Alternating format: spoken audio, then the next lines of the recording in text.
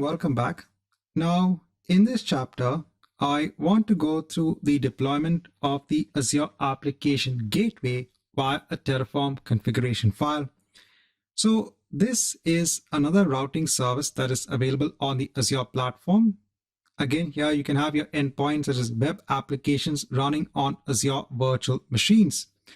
And users can actually reach the web application via the Azure Application Gateway routing service.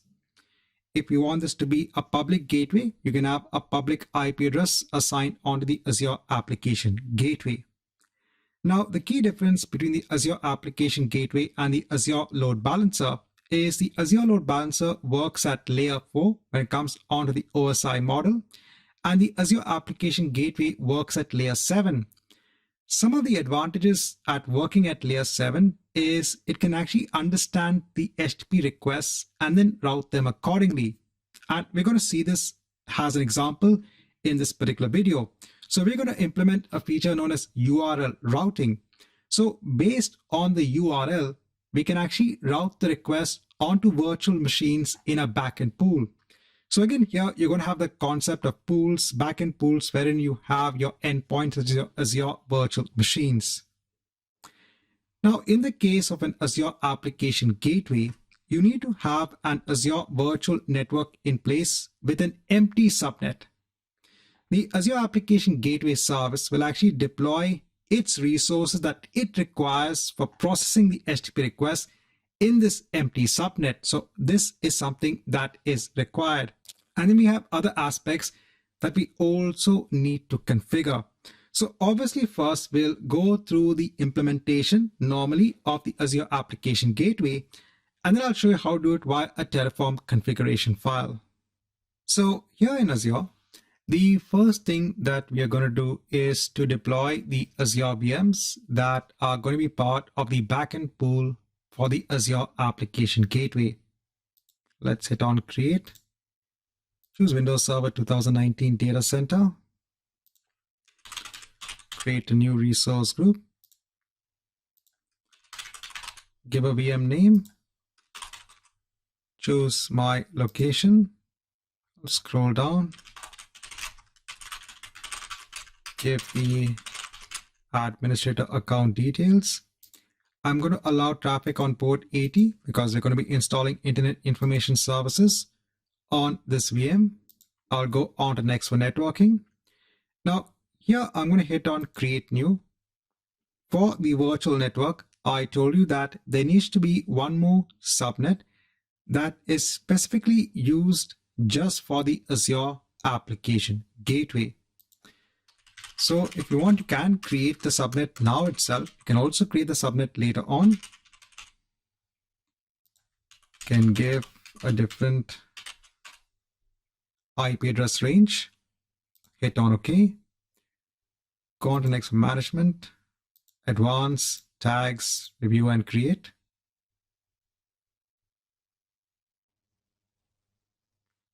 Let's create the VM. I'll just open the link of all resources in a new tab. Let's wait till the deployment of this VM is complete. Once the deployment is complete, I'll go on to resource and let me connect onto the VM.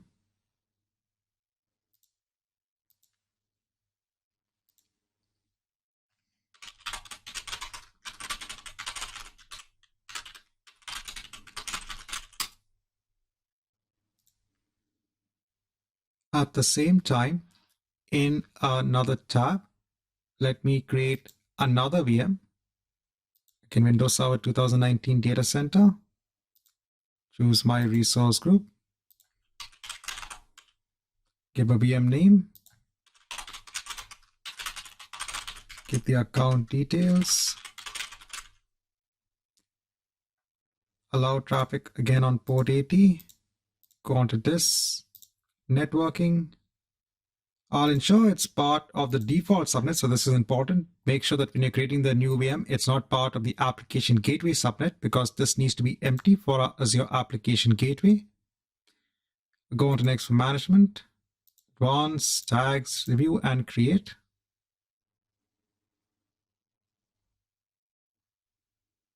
We go ahead and hit on create. On app VM1, just waiting for the server my dashboard to completely load up. Then we can add roles and features and install Internet Information Services. Once ready, I'll click on add roles and features, go on to next, choose web server, add features, go on to next, and let me hit on install. So let's wait till the installation is complete. Once the installation is complete, I'll hit on close. Let me open up Notepad.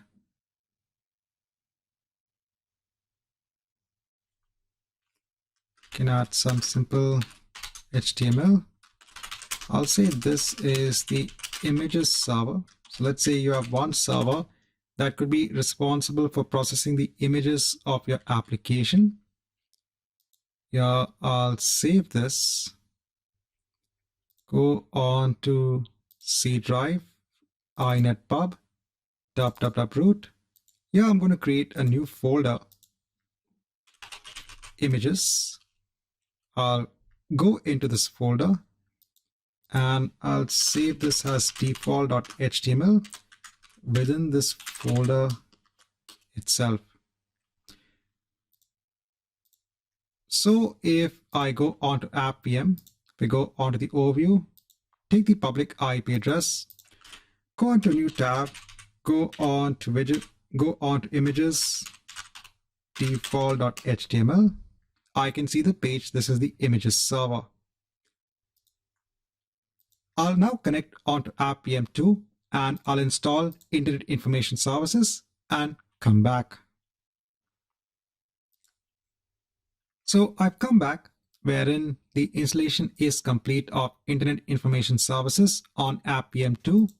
Now I've opened up Notepad and here I'm saying this is the video server. So let's assume this server is meant for processing the videos that are part of your application.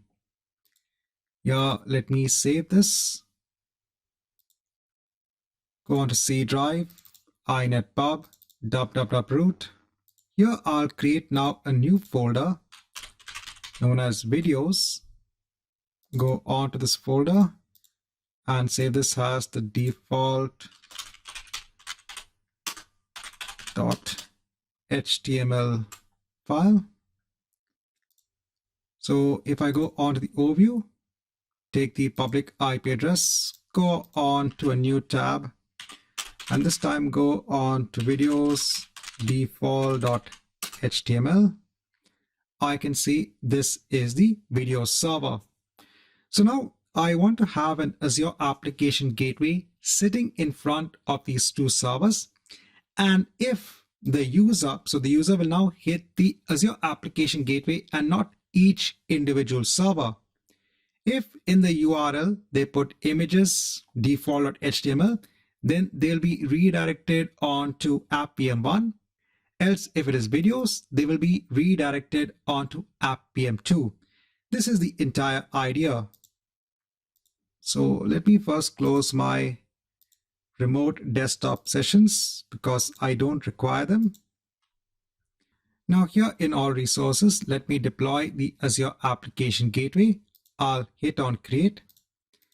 Here I'll choose the Application Gateway resource. I'll choose it. Hit on create. Here I'll choose my resource group.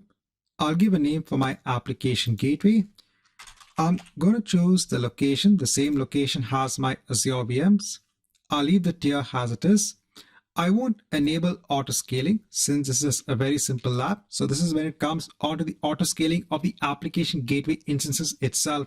So if you have a lot of traffic against your Application Gateway, you can go ahead and enable auto scaling. I'll just leave the instance count as 1. I'll scroll down. I'll choose my existing virtual network and I can choose my Application Gateway subnet because it's empty. Next, I'll go on to the front ends. Since this is going to be a publicly facing Application Gateway, I can choose to create a new public IP address that is going to be assign onto the application gateway. I'll scroll down. So the standard SKU and static assignment, hit on OK. Go on to next for the backend. So here we're going to add our backend pool.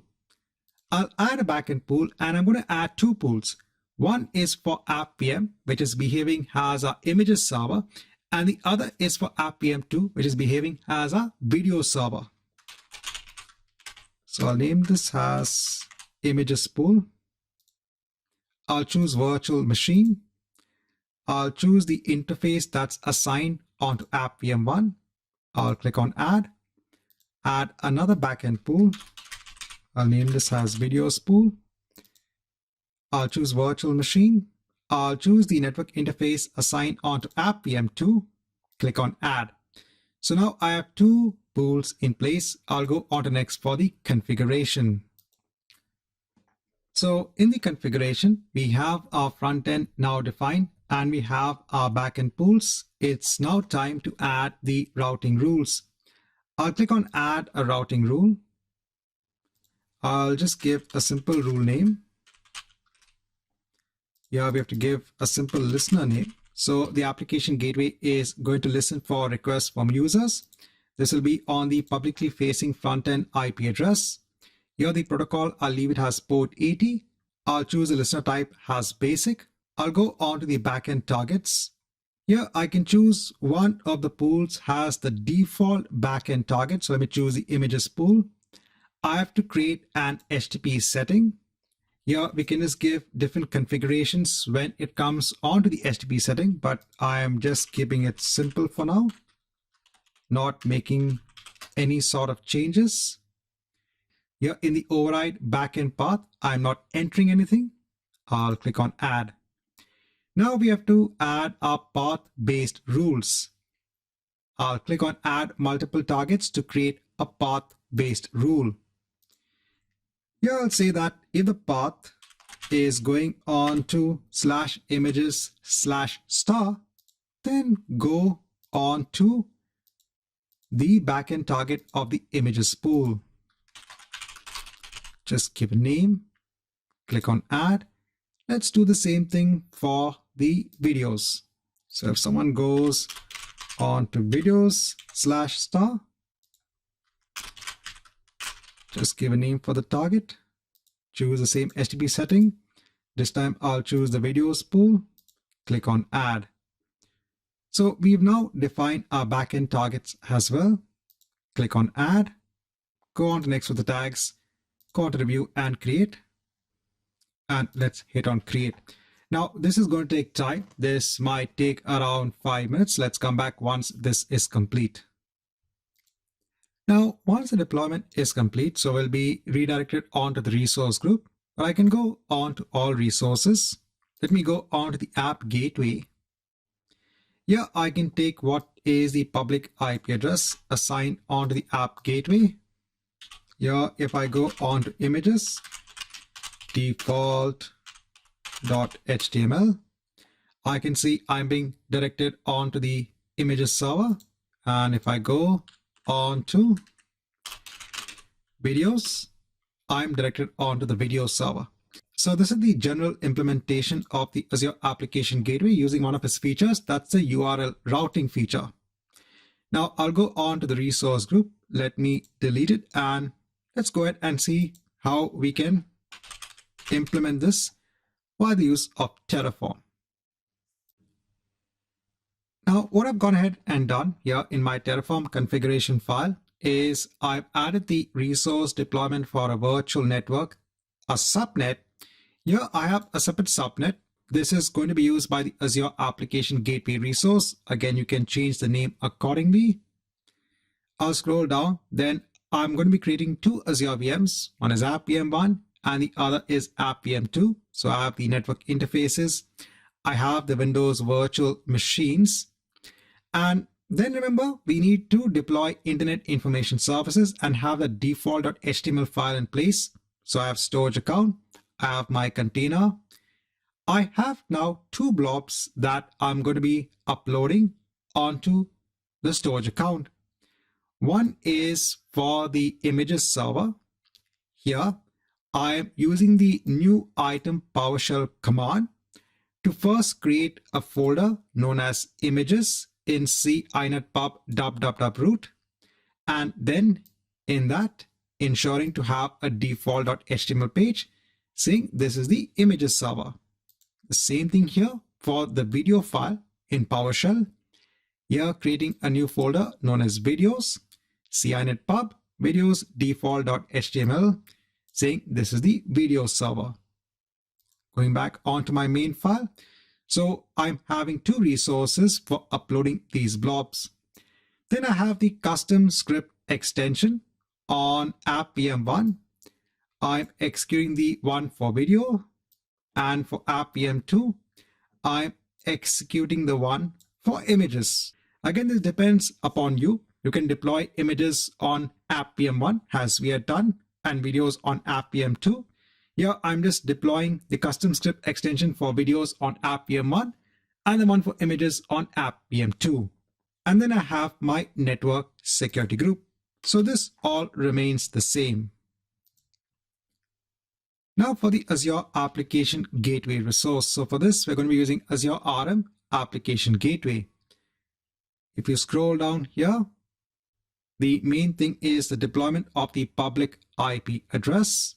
And then we have the resource of the application gateway itself. When it comes onto the Azure Application Gateway, there are a lot of things that we need to configure, because even in our implementation, there's a lot of things we configured, like the backend pool, the front-end IP address, and the routing rules. First things first, let me take this for the deployment of the public IP address. This will be assigned onto the application gateway resource. So here I'll just give the name.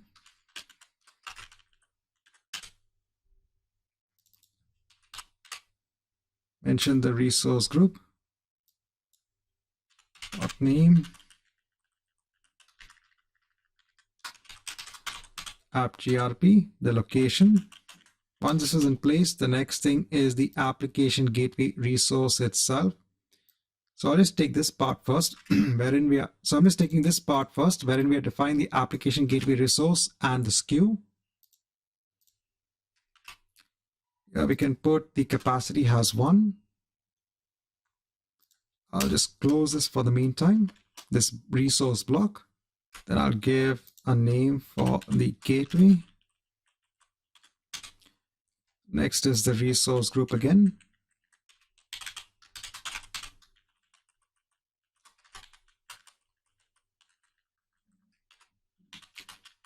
And let's continue with the configuration of the application gateway resource. The next thing we are configuring is the gateway IP configuration. Here we're just giving a name for the IP config, and we are ensuring that it is attached onto subnet B. So I have a separate subnet that we defined earlier on. This is not going to be having any of our Azure virtual machines. This is going to be a separate subnet that's going to be used by the application gateway resource. So we are mentioning that particular subway here in terms of the gateway IP configuration. Next is the front-end IP configuration. First is the front-end port. So what is the port that the application gateway is going to listen on? So port 80. Then the name of the front-end IP configuration that is being mapped onto the gateway IP. So this here is the resource of the gateway IP, the public IP address. Next, we need to enter two entries. This is for the backend address pool. So one is for the video pool and the other is for the images pool. In the IP addresses, I'm using the network interface, the private IP addresses. So again, note for the Azure Application Gateway, we don't need the public IP addresses in place. We don't need them actually. In our lab, I didn't disassociate the public IP addresses earlier on, but this is something that you can do because the communication happens on the private IP addresses. So in the video pool, I am attaching what is the private IP address of app interface 1. This is attached onto app VM1. And then app interface 2 is attached onto app VM2. And here app VM1 will behave as our video pool and app VM2 is behaving as our image pool. Next is the HTTP setting, which is quite simple. Just giving a name. What is a port number? Next is the listener configuration. Just giving a name.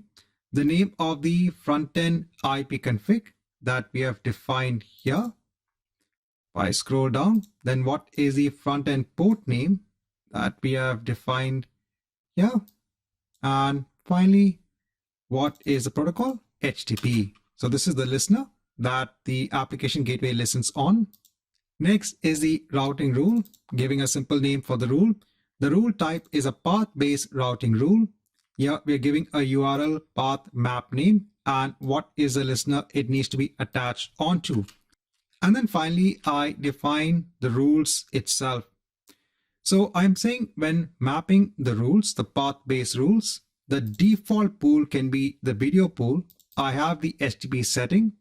Then I have two path-based rules. One is for /videos/star. This goes onto the video pool. And the other is /images/star. This goes onto the image pool. So again, this is just in line with the implementation that we had carried earlier on.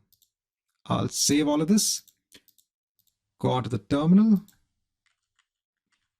Let's create a plan. And then let me apply the plan. Now this is going to take time. Let's come back once this is complete. Now after the deployment is complete, if I go on to the app gateway resource, if I take the public IP address just to confirm, go on to a new tab.